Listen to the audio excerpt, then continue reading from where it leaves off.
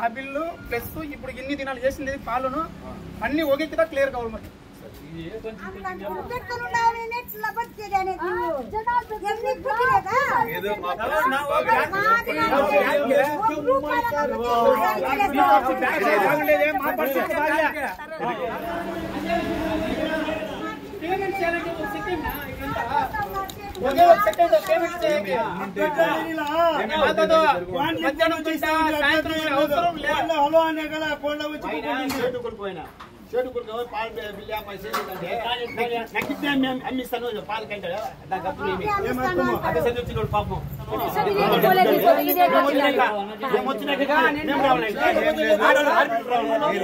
రాకపోయినా ఈరోజు చేసుంటారు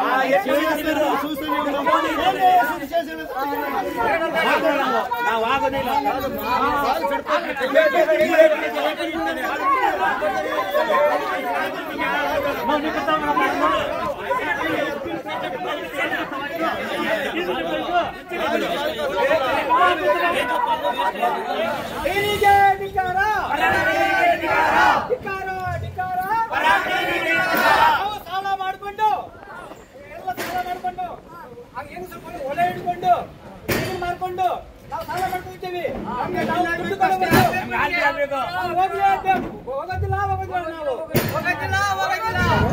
ಅವರು ಬಿಲ್ ಆಗಿಲ್ಲ ಅಂತ ಹೇಳ್ಕೊಟ್ಟಿಲ್ಲ ಸರ್ ನಮ್ಗೆ. ಎಷ್ಟು ಕೊಡ್ಬೇಕು ದುಡ್ಡು ನಿಮ್ಗೆ? 9 ಲಕ್ಷ. 9 ಲಕ್ಷ ಕೊಡ್ಬೇಕು ಸರ್ ನಮ್ಮ ಲೋನ್ 9 ಲಕ್ಷ ಬರ್ಬೇಕು ಸರ್ ನಮ್ಗೆ. ಬಿಲ್ ಆಗಿಲ್ಲ ಹೆಂಗ್ ಹಾಲಾಗ್ತಾ ಇದ್ರಿ ಇಷ್ಟು ದಿನ? ಯಾಕೆ ಏನು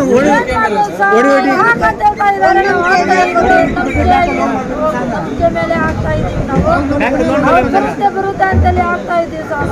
ಇವಾಗ ಏನ್ ಹೇಳ್ತಾರೆ ಕೇಳಿದ್ರಿ ಸರ್? ಒಂದು ಬಿಲ್ ಕೊಡ್ತೀನಿ ಅಂತ ಹೇಳಿದ್ರೆ ನಾವು ಬೇಡ ಅಂತ ಹೇಳ್ತೀವಿ.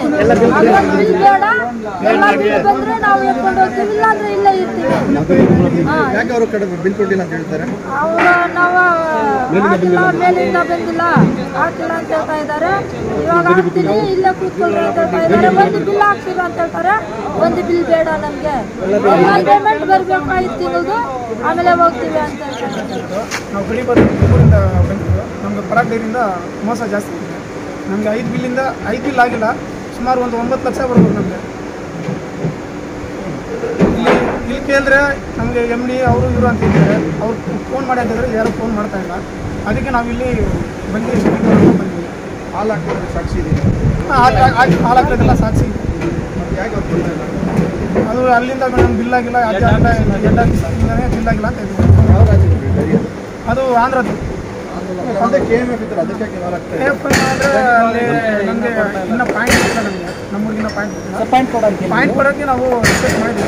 ಅದು ಕೊಟ್ಟರೆ ಅದಕ್ಕೆ ಇದು ಮಾಡೋಣ ಅಂತ. ಎಷ್ಟು ಕೊಡ್ತಾರೆ ಲೀಟರ್? 32.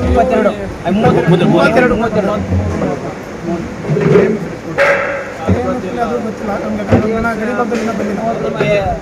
ಈಶ್ವರವ್, ನನ್ನ ಹೆಸರು ಈಶ್ವರವ್ ಅಂದ್ಬಿಟ್ಟು ನಾವು ಗ್ರಾಮ ಪಂಚಾಯತ್ ಸದಸ್ಯರು. ನಾವು ನಮ್ಮ ಗ್ರಾಮದಲ್ಲಿ ಆಲ್ರೆಡಿ 1-2-3 ಇರ್ತಾ ಇದೆ ಆಲ್ರೆಡಿ.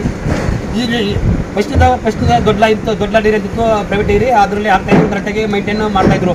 15 ದಿವಸ ಒಂದು ಸಲ ಬಿಲ್ಲು ಅವ್ರವ್ರ ರೈತರಿಗೆ ಹಾಲಿಂಟು ಕೊಡ್ತಾಯಿದ್ರು. ಇವಾಗ ಏನಾಗಿದೆ ಅಂದರೆ ಸುಮಾರು ಒಂದು 3 ತಿಂಗಳಿಂದ ನಮಗೆ ಸರಿಯಾಗಿ ದುಡ್ಡು ಪಾವತಿ ಆಗ್ತಾಯಿಲ್ಲ. ಕಾರಣ ಯಾಕಂದರೆ ನಮ್ಮ ಸೆಕ್ರೆಟರಿ ಯಾರು ನಡೆಸ್ತಾರೋ, ಹಾಲು ಡೈರಿ ಯಾರು ನಡೆಸ್ತಾರೋ ಅವ್ರ ಮುಖ ನೋಡಿ ನಾವು ಹಾಲು ಹಾಕ್ತಾಯಿದ್ರು. ಅಲ್ಲಿ ಸಾಲ ಮಾಡೋದು, ಆ ಸಂಘಗಳಿಗೆ ಸರಿಯಾಗಿ ಸಪ್ಲೈ ಆಗ್ತಾ ಇಲ್ಲ. ನಾವು ಸರಿಯಾಗಿ ಚೀಟಿಗಳು ಅದು ಇದು ಎಷ್ಟೋ ಇರುತ್ತೆ ರೈತರಿಗೆ ಅಂದಮೇಲೆ. ಅಲ್ಲಿ ಇದು ಬೂಸ ಬೇರೆ ರೇಟು 2,000 ಕೊಟ್ಟರೆ 2,300 ಕೊಟ್ಟರೆ 2 ಮೂಟೆ ಬೂಸ ಬರುತ್ತೆ. ಅಂಥದ್ರಲ್ಲಿ ನಾವು ಮೈಂಟೈನ್ ಮಾಡ್ಕೊಂಡು ಹೋಗ್ತಾ ಇದ್ವಿ. ಕಷ್ಟ ಸುಖ ಕೂಲಿ ಮಾಡಿಕೊಂಡು ಹಸುಗಳು ಸಾಕೊಂಡು ಒಂದು ಹಸು ತೆಗಿಬೇಕಾದ್ರೆ ದಿನಕ್ಕೆ ನಮ್ಮ ಊರಿಂದ 1,200 ಲೀಟ್ರ್ ಹಾಲು ಬರ್ತಾಯಿದ್ವಿ ಹೊರಗಡೆ. ಅಷ್ಟು ಕೊಟ್ಟು ಕೂಡ ಇವರು ಸರಿಯಾದ ಟೈಮ್ಗೆ ನಮಗೆ ಬಿಲ್ ಕೊಟ್ಟಿಲ್ಲ ಅಂದರೆ ನಾವೇನು ಮಾಡಬೇಕು ಅಂದರೆ ಈ ಪರಾಗನ್ನು ಡೈರಿಯಲ್ಲಿ ಯಾವಾಗ ಸೇರಿಸ್ನೋ ನಮ್ಮ ಈ ಸೆಕ್ರೆಟರಿ ಯಾವಾಗ ಹಾಕ್ಸ್ನೋ ಆವಾಗಲಿಂದ ನಮಗೆ ಸರಿಯಾಗಿ ಬಿಲ್ಲೇ ಬರ್ತಾ ಇಲ್ಲ. ಅದಕ್ಕೋಸ್ಕರ ನಾವು ಎಲ್ಲ ಊರವರ ಗ್ರಾಮಸ್ಥರ ಮಾತಾಡಿ ನಾವು ರೈತರು ಎಲ್ಲ ಸೇರಿ ಹಾಲು ಕುಟುಂಬದವರು ಎಲ್ಲರೂ ಸೇರಿ ಈ ಥರ ನಾವು ತೀರ್ಮಾನ ಮಾಡಿಕೊಂಡು ಇಲ್ಲಿ ಧರಣಿ ಕೂತ್ಕೊಳ್ಬೇಕು, ಪ್ರೆಸರ್ ಕಳಿಸಬೇಕು, ಎಲ್ಲರೂ ಒಂದು ಅಂದ್ಬಿಟ್ಟು ನಾವು ಇಲ್ಲಿ ಬಂದು పౌడర్ దాన్ని ఎంత స్టాక్ పెడతా ఉన్నాం. మార్కెట్ ఇంకా డిలే స్టాక్ బయట పోలేదు. సో దానివల్ల మూవ్ అవుతుంది. ఈరోజు టోటల్ పేమెంట్ క్లియర్ అయిపోతుంది. ఎంత ఇవ్వాలి మీరు? వీళ్ళకు దాదాపు ఒక పేమెంట్ 20 లక్షలు 17 లక్షలు. ಸರ್ 17 ಲಕ್ಷ ಅಲ್ಲ ಸರ್, ಒಬ್ಬೊಬ್ಬರಿಗೆ ಒಂದೊಂದು ಡೈರಿಗೆ 10 ಲಕ್ಷ 15 ಲಕ್ಷ ಕೊಡಬೇಕು.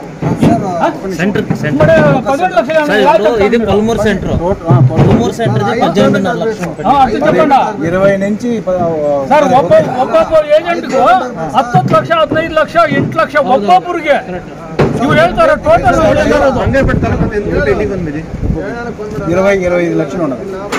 20 నుంచి 25 ఎగ్జాక్ట్లీ 20 నుంచి 25 లక్ష పెయింటింగ్ ఉంది. కంపెనీ లాస్ట్లో ఉంది మీది లాస్ ఏం లేదు, మార్కెటింగ్ లాస్ అటువంటిది ఏం జరగలేదు.